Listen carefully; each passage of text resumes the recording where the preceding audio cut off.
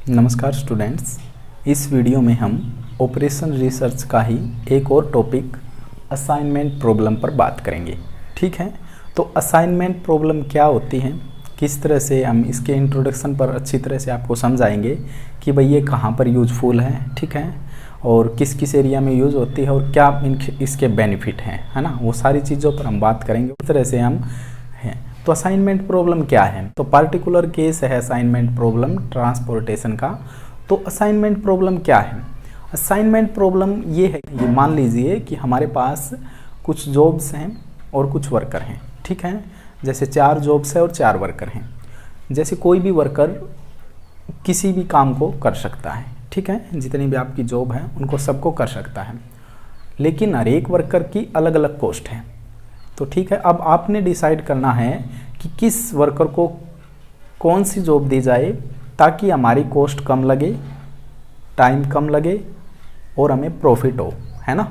तो इस तरह से एलोकेट करने के लिए तो हम असाइनमेंट प्रॉब्लम का प्रयोग करेंगे। ठीक है, या फिर और भी बहुत सारे एग्जाम्पल हैं भाई।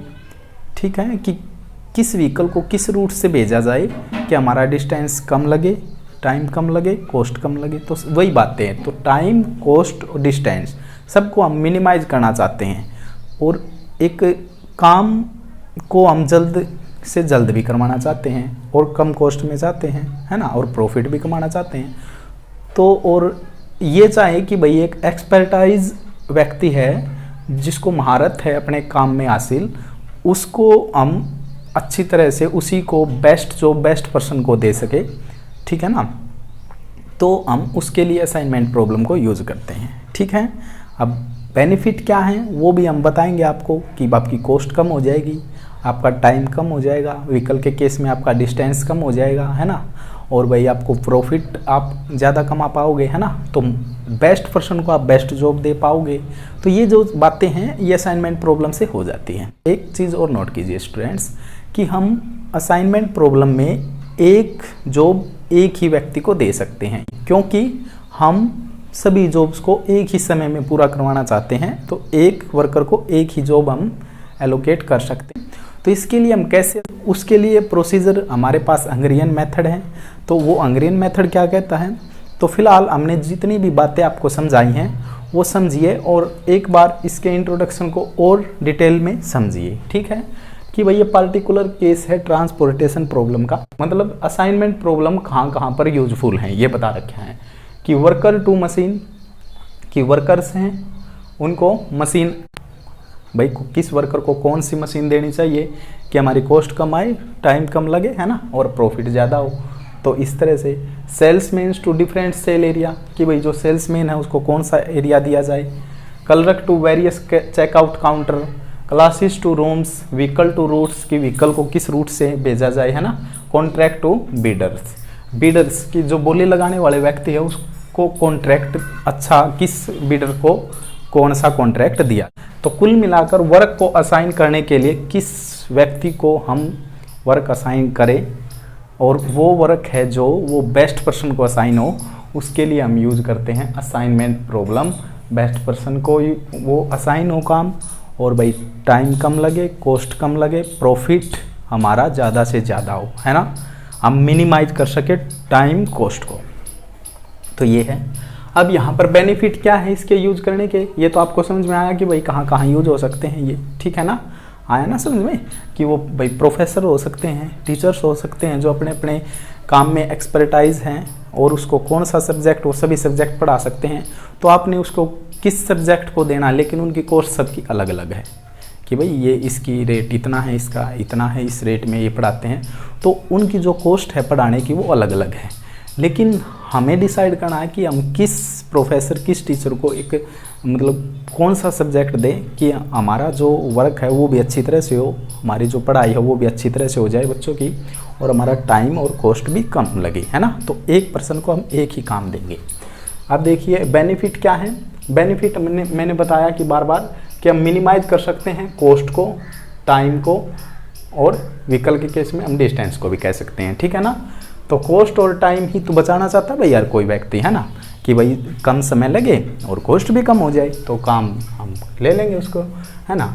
तो ये यूज है भाई, ये बेनिफिट है।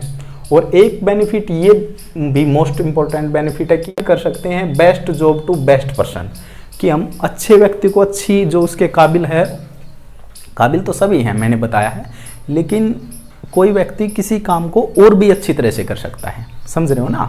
मतलब उसको एक काम में, जैसे मैं पढ़ाता भी हूँ, मैं गाता भी हूँ, है ना, मैं खेलता भी हूँ, लेकिन मेरे को एक्सपर्टाइज किस में है, मेरे को पढ़ाने में है या आपको गाने में, तो वो किस व्यक्ति से क्या काम लिया जाए तो हमारी कॉस्ट और वो सब कुछ कम आए, है ना।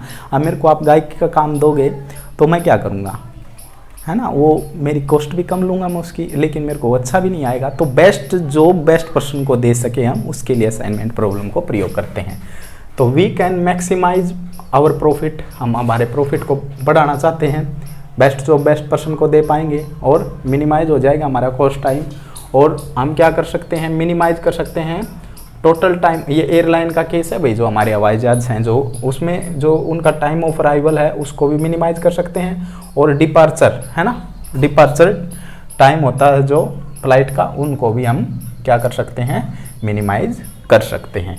तो ये तो वे भाई इसके बेनिफिट, तो बहुत सारे बेनिफिट है भाई, और ये हुआ इनका कहाँ पर ये यूज होते हैं, ठीक है। और अब देखिए क्या टाइप हैं, किस तरह के हम प्रॉब्लम प्रोवाइड करवाएंगे आपको। देखिए हम मिनिमाइजेशन का केस पढ़ेंगे भाई सबसे पहले, कि भाई हम मिनिमाइज चाहते हैं कॉस्ट टाइम को इस तरह से, है ना। तो मिनिमाइजेशन का केस है, या फिर इसी को हम कह सकते हैं बैलेंस्ड प्रॉब्लम। बैलेंस्ड प्रॉब्लम कैसे, जैसे भाई 4 वर्कर हैं तो 4 ही मशीन है, 5 टीचर हैं तो 5 ही सब्जेक्ट हैं, समझ में आ रहा है ना। तो ये बात है। तो भाई इस तरह से हमने मतलब जितने व्यक्ति उतनी ही जॉब, उतने ही वर्क, जितने वर्कर उतने ही वर्क, तो ये है बैलेंस्ड प्रॉब्लम, ठीक है। ये टाइप पढ़ेंगे हम। और फिर एक पढ़ेंगे कि भाई अब यहाँ तो हमने पढ़ा कि भाई हम टोटल टाइम को क्या करना चाहते हैं, टोटल टाइम कॉस्ट को हम मिनिमाइज करना चाहते हैं, तो हम प्रॉफिट को बढ़ाना चाहेंगे। प्रॉफिट के केस में हम मैक्सिमाइजेशन केस पढ़ेंगे। इसका मैक्सिमाइजेशन केस कैसे पढ़ेंगे वो देखिए। मैक्सिमाइजेशन बिल्कुल आसान है अगर आप इसको समझ पाते हैं। मिनिमाइजेशन के केस जैसे कि हम नेक्स्ट वीडियो से स्टार्ट करेंगे, तो मिनिमाइजेशन को अच्छी तरह से समझ लीजिएगा आप, ठीक है ना। फिर इसमें कोई ज़्यादा प्रॉब्लम नहीं है, क्योंकि इसमें जो सबसे मैक्सिमम एलिमेंट होगा हमारे गिवन मैट्रिक्स में, है ना, वही सब्ट्रैक्ट करके हम मिनिमाइजेशन के केस में कन्वर्ट करके इसी तरह सोल्व होगा। फिर वो आगे की बातें हैं, फिलहाल आप देखते रहिए। और अनबैलेंस्ड प्रॉब्लम आपको समझ में आ गया होगा कि भाई 4 वर्कर है तो 5 मशीन है, या फिर 5 टीचर हैं तो 6 सब्जेक्ट है, या फिर 6 टीचर हैं सब्जेक्ट 5 है। तो इस तरह से मतलब, ठीक है ना, ये बैलेंस्ड नहीं होगी कि वर्कर ज़्यादा होंगे तो मशीन कम होंगी, मशीन ज़्यादा होंगी तो वर्कर कम होंगे, इस तरह से। तो उसको हम कैसे हैंडल करेंगे वो भी बताएंगे। और रिस्ट्रिक्टेड केस या रिस्ट्रिक्शन केस बोल सकते हैं हम इसको, कि भाई ये क्या आ जाएगा कि भाई 4 मशीन है और 4 वर्कर हैं, ठीक है। तो भाई इस फर्स्ट वर्कर को हम ये 3rd मशीन नहीं दे सकते, क्योंकि इसको ये नहीं आती, ठीक है ना, वो हैंडल नहीं करनी आती उसको। या फिर भाई 6 टीचर है, 6 सब्जेक्ट है, इसमें से 2 टीचर है या 1 टीचर है, कि भाई हम उसको मैथ्स नहीं दे सकते, या कोई भी सब्जेक्ट हम उसको नहीं दे सकते, क्योंकि वो उसमें एक्सपर्टाइज नहीं है। तो इस तरह से ये रिस्ट्रिक्शन मोड होता है। तो ये भी प्रॉब्लम हम करेंगे। तो आया है ना समझ में। तो कि भाई हम मिनिमाइजेशन का केस पढ़ेंगे, मैक्सिमाइजेशन का पढ़ेंगे, अनबैलेंस्ड पढ़ेंगे कि भाई हम ज़्यादा जॉब होंगी और व्यक्ति कम होंगे, या फिर व्यक्ति ज़्यादा होंगे जॉब कम होंगी। और रिस्ट्रिक्टेड केस पढ़ेंगे भाई कि हम इस व्यक्ति को ये जॉब असाइन नहीं कर सकते, एलोकेट नहीं कर सकते, ठीक है ना। तो ये है हमारा इंट्रोडक्शन पार्ट। आई होप आपको समझ में आया होगा कि मैंने क्या आपको बताने की कोशिश की है, असाइनमेंट प्रॉब्लम कहाँ पर यूजफुल है, ठीक है, ये बताने की कोशिश की है। और इसके क्या बेनिफिट हैं वो भी आपको समझ में आया है, इसकी क्या टाइप्स हम कवर करेंगे वो भी आपको समझ में आया है। तो भाई हम मैथमेटिकली समझे इस चीज़ को कि यहाँ पर क्या है, ये जॉब्स की बात कर रहे हैं हम, कि यहाँ पर जॉब 1 है, जॉब 2 है, इस तरह से n जॉब्स हैं, ठीक है। और यहाँ पर भाई मैं वर्कर लिख रहा हूँ कि वर्कर्स कुछ भी हो सकते हैं, टीचर, यहाँ पर सब्जेक्ट्स, तो मतलब हम समझा रहे हैं आपको, ठीक है। वर्कर है, ये जॉब्स है, तो यहाँ पर पहला वर्कर, दूसरा वर्कर, इस तरह से भाई 3rd और nth वर्कर, ठीक है। तो इस वर्कर की इस जॉब को करने की कीमत भाई कॉस्ट मतलब C11। तो वन जॉब करने की जो कॉस्ट यहाँ दी तो फर्स्ट वर्कर है सेकंड जॉब को करने की कॉस्ट यहाँ दी पाएगी। और भाई जो अब यहाँ पर क्या फर्स्ट वर्कर है उसकी nth जॉब करने की कीमत यहाँ दी पाएगी। इसी तरह से सेकंड जो है तो सी से दिखाएंगे हम, जो सेकंड वर्कर हैं उसकी जो फर्स्ट जॉब को करने की सेकंड वर्कर है तो यहाँ पर वर्कर कौन सा है तो उसकी कॉस्ट है, यहाँ पर वर्कर सेकंड है तो फर्स्ट जॉब को करने की यहाँ कीमत होगी। और यहाँ पर जो सेकंड वर्कर है सेकंड जॉब को इस तरह से, और भाई लास्ट को, मतलब आप समझ रहे हो ना क्या मैट्रिक्स बता रहे हैं और मैट्रिक्स की कीमत होगी यहाँ पर। और यहाँ पर जो है तो थर्ड वर्कर है फर्स्ट जॉब को इस कीमत में करता है, तो इस तरह से भाई काम कर रहे हैं ये, ठीक है। तो जो nth वर्कर है तो फर्स्ट जॉब को इस कीमत में करेगा तो सी से ही रिप्रेजेंट करेंगे हम कॉस्ट को, और सेकंड जॉब को इस कीमत में करेगा CN2 और CNN। आ रहा है ना समझ में। तो ये कि भाई कौन से वर्कर को कौन सी जॉब असाइन करे कि हमारा टाइम और कॉस्ट दोनों ही मिनिमाइज हो जाए, है ना, और हमारा अच्छी तरह से काम कंप्लीट हो, तो उसके लिए असाइनमेंट प्रॉब्लम है। तो ये मैथमेटिकली रूप है। इस तरह से फर्स्ट वर्कर की कीमत यहाँ दी पाएंगे सभी जॉब को करने की, ठीक है। तो उस तरह से हम, और इसी तरह से वर्कर 2 वर्कर 3 सब की कीमत होंगी यहाँ पर, सबको जो सबकी कॉस्ट होंगी, मतलब कि भाई ये इस वर्क को इतनी कीमत में करता है, इतनी कॉस्ट में करता है। तो हमें अब असाइनमेंट प्रॉब्लम से उनको असाइन करना है और बेस्ट जॉब हम बेस्ट पर्सन को दे पाए, यही हमारा मोटिव है असाइनमेंट प्रॉब्लम को यूज करने का, ठीक है।